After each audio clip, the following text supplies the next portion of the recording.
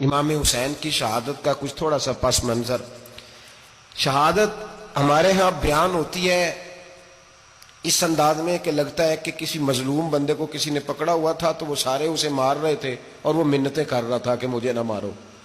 اتنی ہائے ہائے کی جاتی ہے کہ محسوس ہوتا ہے کہ امام علی مقام بڑے پریشان تھے کہ کسی طریقے سے، اور ان کا خاندان بڑا تکلیف میں تھا کہ جلدی کہیں کربلا سے نکل جائیں.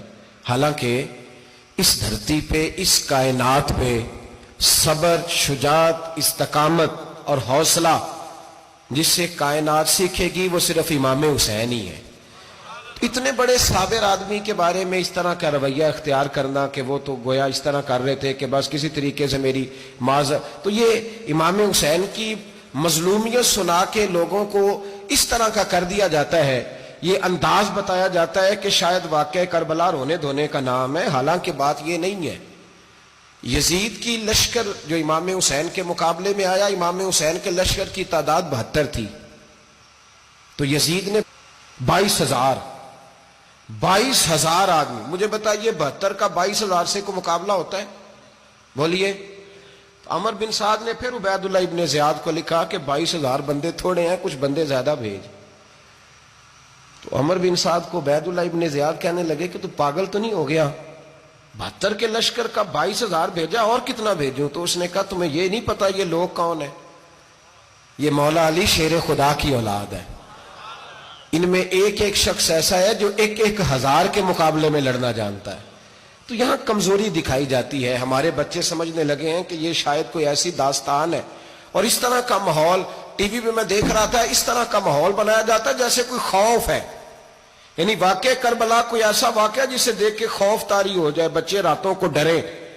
وہ اکیلے درخت دکھائے جا رہے ہیں اور تیر دکھائے جا رہے ہیں. او یار، کیا قوم کی تربیت کر رہے ہیں؟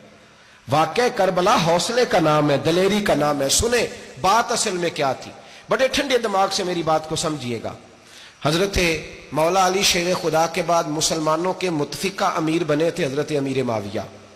انہیں امیر کس نے بنایا تھا؟ امام حسن نے، حضرت علی کے بڑے صاحبزادے. حضرت امام حسن نے ان سے صلح کی، انہیں خلافت دی. اور صحیح بخاری میں نبی پاک نے فرمایا تھا میرا بیٹا حسن سردار ہے، جب مسلمانوں کی جماعتوں میں لہو بہ جائے گا تو حسن ان کی صلح کرا دے گا. وہ صلح امام حسن نے کرائی، جناب امیر معاویہ امیر بن گئے. حضرت امیر معاویہ رضی اللہ تعالیٰ عنہ بڑا پیار کرتے تھے نبی پاک سے، بڑا احترام کرتے تھے حضور کے خاندان کا.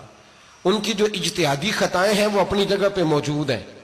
چونکہ امام حسن نے ان سے صلح کر لی، لہذا ہم بھی ان کے بارے میں کوئی جملہ کہنے کے مجاز، ہماری مجبوری امام حسن ہے.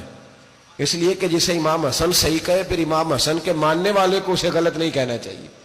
حضرت امیر معاویہ رضی اللہ تعالیٰ عنہ کا جب وصال ہوا تو حضرت امام حسن پہلے ہی ان سے وصال کر گئے، آپ کو زہر دے دیا گیا، آپ شہید ہو گئے. امام حسین موجود تھے. تو یزید کے بارے میں لوگوں نے کہا جناب امیر معاویہ سے کہ یہ ٹھیک ہے، مناسب ہے اور بہادر ہے، دلیر ہے. وہ جو ہوتے ہیں نا خوش آمدی ٹولہ، ہمارے ملک میں جو اچھی خوشامد کرے اسے اچھی وزارت ملتی ہے، اچھی وزارت اسے دیتے ہیں. جو ذرا صحیح بدتمیز بھی ہو اور صحیح وکالت کرنے والا اسے وزارت صحیح دیتے ہیں. تو حضرت امیر معاویہ کے گرد بھی کچھ ایسے لوگ تھے، انہوں نے آپ سے کہا کہ یزید کو نامزد کر دیں. تو آپ نے یزید کو بلایا، حوالہ مجھ سے دیکھ لیجئے گا. بلا کے فرمایا کہ 3 بندوں کے سامنے اپنی خلافت پیش کرنا، اگر وہ تجھے مان جائیں تو امیر بن جانا، نہ مانے تو چپ کر کے گھر بیٹھ جانا. وہ 3 بندے کون ہیں؟ جناب عبداللہ ابن عباس، حضرت عبداللہ بن زبیر اور امام حسین رضی اللہ تعالیٰ عنہ. یہ وصیت فرمائی جناب امیر معاویہ. ہوا یہ کہ یزید جب امیر بنا نا، 2-3 چیزیں ہوتی ہیں جب کسی بندے کو قابو کرنا ہوتا ہے، 2-3 4-5 چیزیں ایسی ہوتی ہیں جس سے بندہ قابو آتا ہے. تو اس نے بھی فوری طور پہ، یزید نے دیکھا میرے لیے مسئلہ کیا بن سکتا ہے.